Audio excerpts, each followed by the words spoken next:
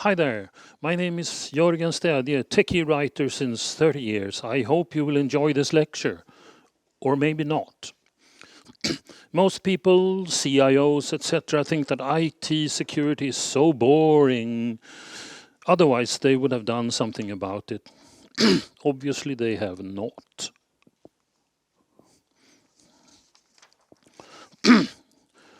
Thousands of companies and private persons are hit by cyber attacks every year, and it costs billions. It's strange that there seems to be no real interest in eliminating these attacks. As my research has shown, there's just too cumbersome and too costly for most companies. Why not just pay the ransom and get rid of it to the next time? So, it's this article I've been writing for a long time. This is just what it looks like on my website. I've been doing this since 2017, and I've been updating it. It's a historical list of cyber attacks on socially important functions and companies, such as authorities, municipalities, network operators, and hospital care. The article also lists constant threats, such as the sneaky mobile apps that steal information, money laundering, and internet silliness in general. And this is boring, but you should read it anyway. It's very long. So where do I get it all from? The article presently lists 356 items of terrible negligence, contempt for customers and citizens, carelessness and costly disinterest.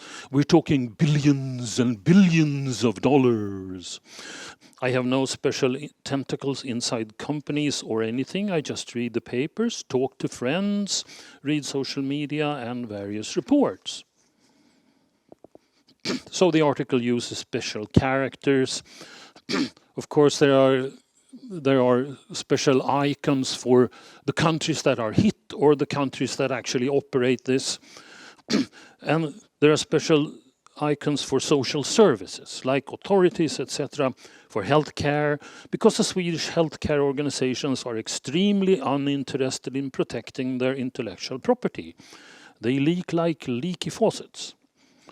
It's interesting also that the big worldwide organizations like the United Nations, the European Union, and the World Health Organization are so lax, not to mention governments and universities. Okay, a piece of statistics here. Here's a compilation of which sectors of society are most affected by bad IT security policies. Sadly, it's mostly government authorities and hospitals leaking information and crashing their websites at some critical moment. You see, it's the biggest sector there to the right. Sorry. A runner-up is the banking sector, with stock websites, non-working electronic payment, and non-working electronic ID services. Great.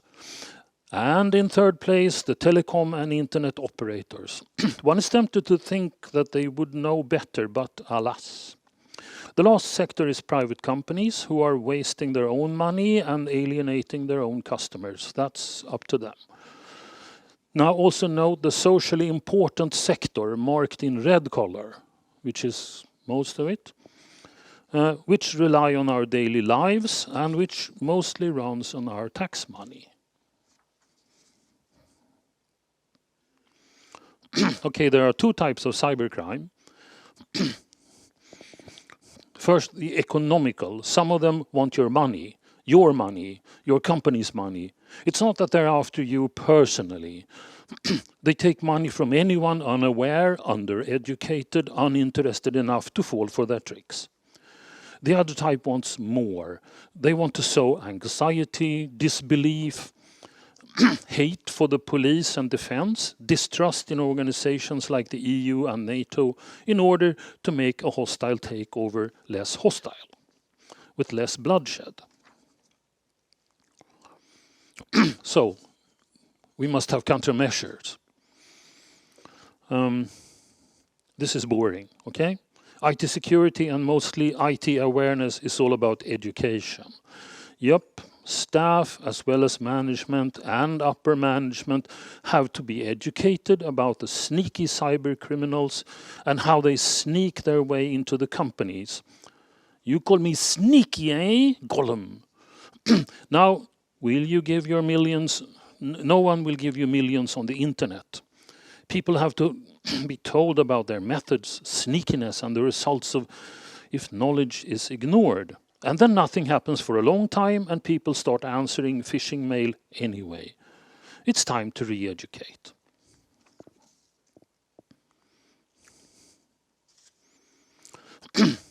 Management is responsible for security at the workplace. All sorts of security. They must make sure that workers don't fall off scaffolding, aren't poisoned by dangerous gases, as well as make sure that the company data isn't leaked. Most upper managers have no idea about IT security. They think that the IT department will handle it. Well, it won't. And when everyone is educated, do penetration tests.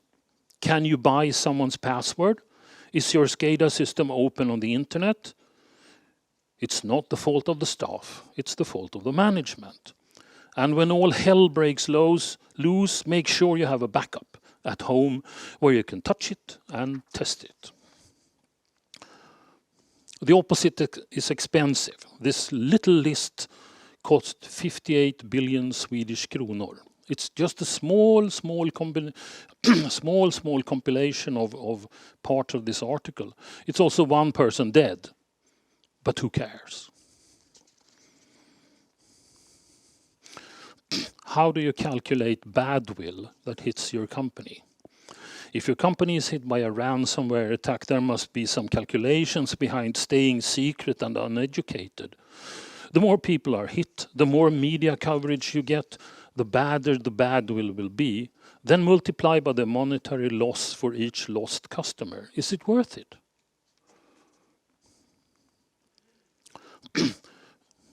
The other end is political crime. Political cyber attacks are worse because they will hit the whole population. Does the population want to be educated about the sneaky lies? Probably not. The biggest problem is that trolls are infecting all social media today, and the tech companies won't kill them because they mean big advertising money. The fact that the trolls peddle pseudoscience, political lies, and fake news in reality doesn't worry the tech companies at all. Lithuania is a forerunner with their Elphi force. Elphi means elves, which are used to kill trolls of all kinds. We'll come back to that. Trolls. The world's superpowers are also the world's major troll factories. The trolls are on a mission. They want anxiety, insecurity, a divided population, distrust in authorities, disbelief in science, medicine, vaccine, and more. But why? Some of the superpowers want to take over our countries. They want our money. Remember, Europe is rich. Our industry is the best. An uneducated, disbelieving population will be an easy prey. Okay, this is trollotron radiation. This is not Chernobyl. This is worse. Let's get scientific. Let's say there's a trollotron radiation source somewhere targeting European social media. After the target is hit, it will decay into various decay products like insecurity and hate. These decay products will cause secondary troll products in the form of local agitators who will start their own propaganda campaigns called secondary troll fallout. This will hit the uneducated population in big numbers and result in social unrest. What to do about it?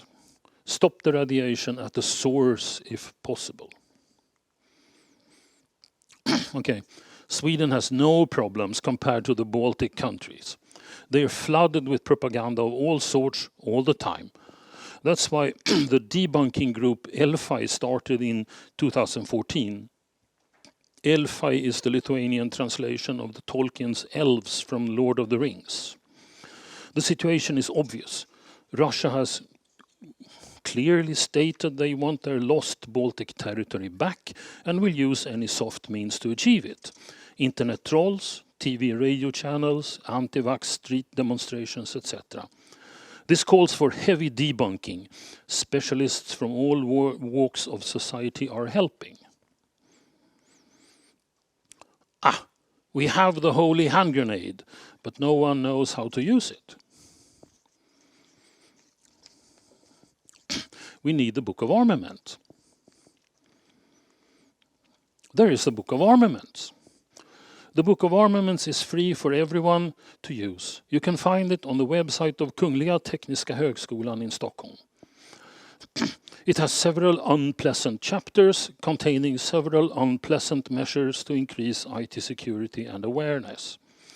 It works for universities as well as private companies and authorities. If you dare, download it, read it, use it. Professor Dumbledore, listen to me. Here's a rundown of the worst crap used to attack unwitting people. Take some time to read it. Let me explain BYOD and BCOD. Bring your own device has long been a terrible threat to company IT security. But the same goes for bring company device outdoors. If staff is allowed to take company devices home or lose them in restaurants and taxis, secrets will be spilled, information will be transferred, and passwords will be lost. A piece of practical advice. Empty the junk folder. Now try to tell people this. It's very difficult. What's the first advice? Empty the junk folder. It's called a junk folder because it's full of junk. You will never be a Bitcoin millionaire. You have no inheritance to collect. Kill it. So what's happening? Someone's reacting. Well, it turns out nothing is happening. The Swedish digitization minister wanted to sue Facebook for fake advertising, mostly disinformation on how to become a Bitcoin millionaire and the like. A lot of people have been fooled, and the road goes ever on and on. Something should be done, but, you know. Is there a philosopher's stone? There is a philosopher's stone, but no one will use it. It tastes too sour for most of us. People need to be educated, and it needs to start in school, but teachers know too little. Public procurement of data services has been very lax on security items. But worst of all, there is no law to force companies to own up. There needs to be an IT accident investigation authority, we call it IT-haverikommission, to investigate major scandals and clarify and force companies to take action. Who cares? No, it died. Oh, this is a bad guy. So, now what? Someone got it right. Netnod has been up and running for 25 years without a hitch. How come? What's the magic? See for yourself what Patrik Feldström has to say. Diversity, planned maintenance, management that understands IT. Seems like it works.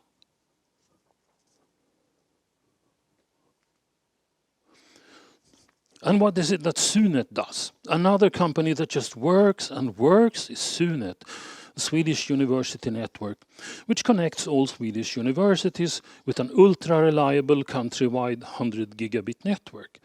The CTO Leif Johansson stresses the need for competent people and keeping them happy. What a revelation. This is so simple, yet so hard it seems. You guys sit here because you care. If you like this presentation, please take it home to your organization and use it. Most of all, download the KTH IT Security Handbook and study it well.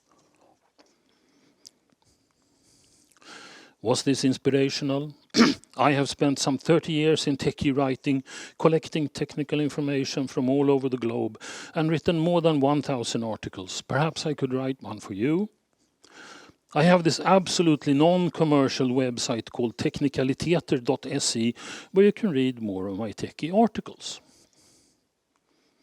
I'm being cyber attacked. Gah. Terrible. Thank you for listening. That's all.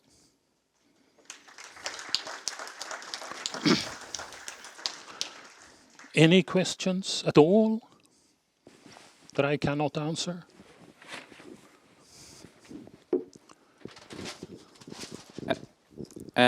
Yeah, I mean, it's just, I assume you might be aware, but still, like, there is, why not investigatory commission, whatever, like haverikommission for IT, there is Integritetsskyddsmyndigheten, previously known as Datainspektionen, who do this, especially for government agencies already, to in some limited extent. And I just wonder, like, what's is that what you would like to see, but like used in a more broad way, or like used more widely, or is it something different? That was complicated. Could you please narrow it down a bit, or I was perhaps not listening properly? Sure. So Integritetsskyddsmyndigheten, yes, they run do investigations into government agencies and occasionally non-government agencies. When there is like, I guess mainly potentially leaked data, such as like personally identifiable or even more like banking data has been leaked. And basically, is this what you would want when you mention it? Well, that's great, but we want something. Do you know that Haverikommissionen, the government commission for investigating other types of accidents, they get to investigate, they get to question everyone, and they get to set rules, and they get to publish. Okay, we have the other authority, MSB, Myndigheten för samhället, samvaro nu och beredskap. And if anyone remember the Tieto Enator crash a lot of years ago, MSB was not let in there because this was a company secret. And as if a company can declare that, no, this is not an IT accident, this is a company secret, then nothing will ever be released, nothing will ever be clear. No one will ever understand. We need a lot more transparency here. And there are intelligent people who could take on this. There's no problem. Well, there is a problem. No one wants it. Okay. Thank you. Yeah, I have a thing, something I feel that's not being discussed as often as it should when it comes to IT security. And that is the correlation between company culture and IT security. I feel that companies and our organizations with a culture that's not good, that is a company or organization that has nothing of GDPR compliance or IT security what we think we have. How do you see that? Well, again, it's a question of education of all parts of the company. And again, it's the IT department does not fix your IT security. It's up to the management. They're responsible. We have some sort of responsibility here, which, well, they don't know about it, but they should. That's the bad part. Education is expensive, okay? It costs money, it costs time, and people forget it after some time, but it's necessary. But unfortunately, this should be started off in school, really, and school teachers, well, they don't know anything, because the kids know more than the teachers, and well, it's not very good. There's a lot of work to be done. That's all I say. But if someone wants to do it, fine. There's a lot of things to do.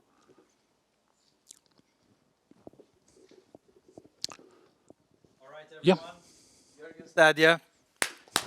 Thank you very much.